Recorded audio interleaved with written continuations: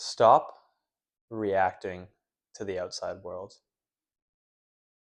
Often, most people go about themselves day to day just reacting to the things that happen to them with no innate principles, guidelines that they are following.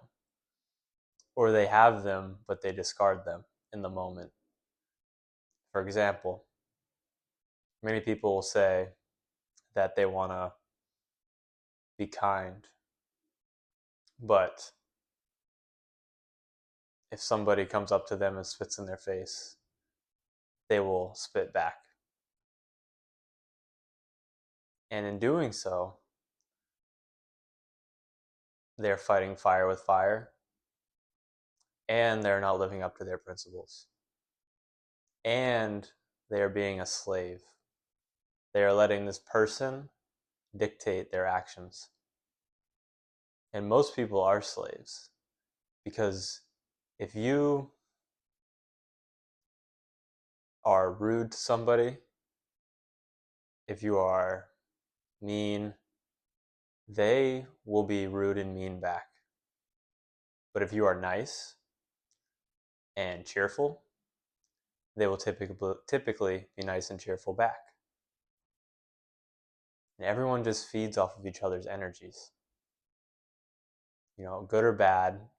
That's why I often say you you get what you look for.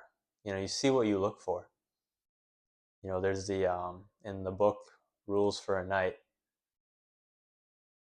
There's a parable, and it talks about how um, the two knights are outside of a town, and some villagers come by, and they ask them. They say,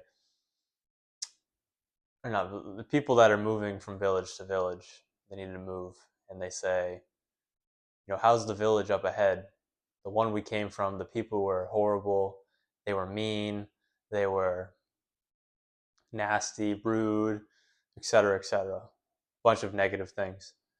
And the knight says, you will find more of that in the village up ahead. And they thank him, and then they say they don't want any more of that, and they're going to pass the village and keep going. And then another family comes by not soon after. And they say, how's the village up ahead? And the knight asked, how is the village you left? And they say, oh, it was wonderful. The people there were great. We are very sad. We have to move, but circumstances came and we have to leave the village. And he says, you will find more of that in the village up ahead. And the meaning of that story is you get what you look for. If you think people are mean and nasty and not to be trusted, that's what you will see and that's what you will get. But if you think people are amazing, kind, trusting, and that is what you will get. I often find it funny how most people say wherever they travel, the people were very nice. Wherever people go on vacations, the people are nice. Whether it's, Canada, people always say Canadians are nice. Or you go to Hawaii, they say, Hawaiians, oh, they're super nice. Islanders, super nice.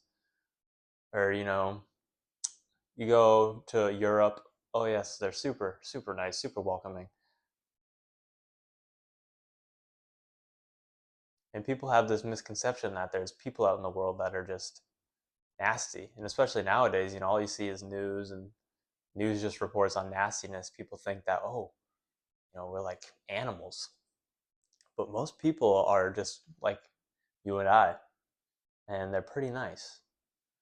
And I think why people on vacations always think that the people they encounter, the locals, are super nice is because of the mindset they are in on vacation.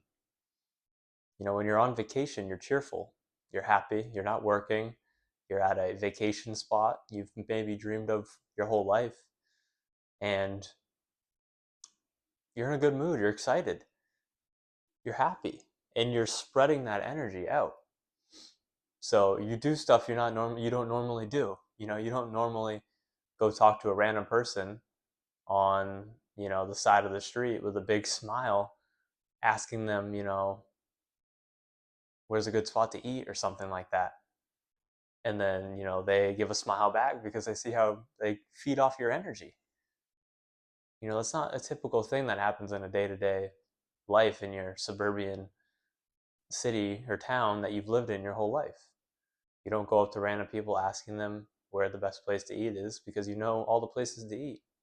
You don't really go up to random people in general because it's just your day-to-day life. You're just going through the motions, and oh, I got work, I have priorities, I got to do this, I got to do that.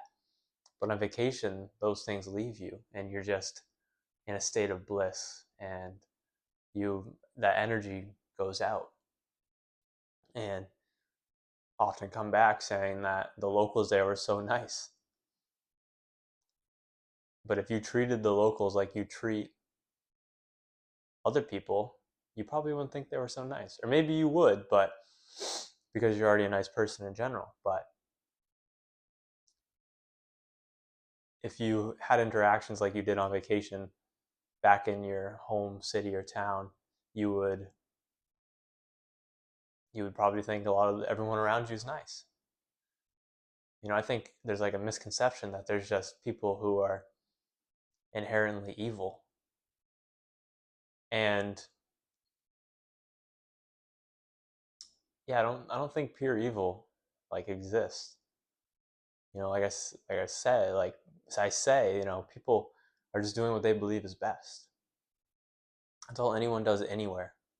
There's only misguided beliefs, and those are not to be hated. Those are to be pitied.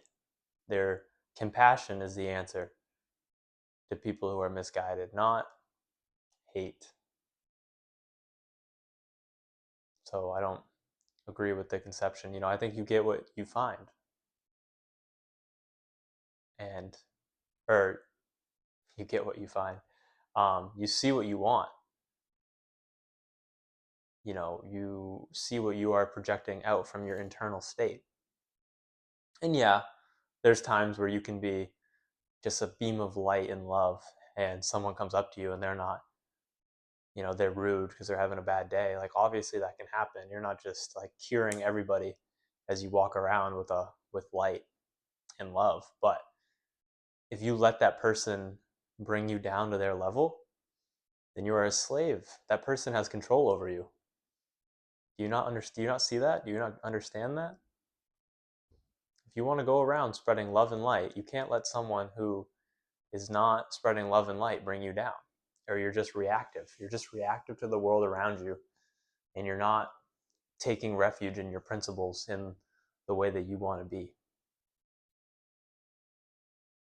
So stop merely reacting. Decide in each situation how you want to act.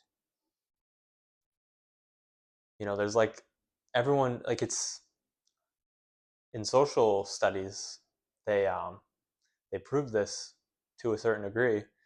If they put a simple math problem on the board, and they have a group of in like an auditorium like raise their hands for which one they believe is right, and it's like like 9 plus 10, and then all the answers come up on the board, and then they answer A is 18, and they have a bunch of people in the auditorium that are put there, and like almost everyone raises their hand for A except for a few people who aren't part of the experiment.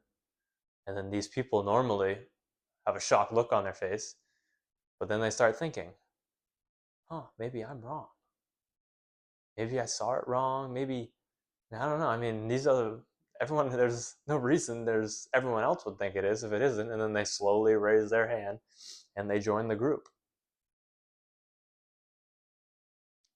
They're just reacting to the world around them. If not one person raised their hand for A, they would sit there with a nod of approval and not raise their hand. But since so many people did, it changed their outlook on life. They were just merely reacting. But same situation. If you had the same amount of people in the room, you still had the study group, but were all in boxes.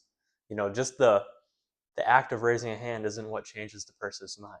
It is them being able to perceive it in their mind and realize, oh, all these people think this. I don't think this. Why don't I think this? Maybe I should think this. Yeah, I do think that. It's insane. It's insane. It's insane how many people let themselves be dragged down by other people when they don't want to be, just because they are reacting to the world outside of them.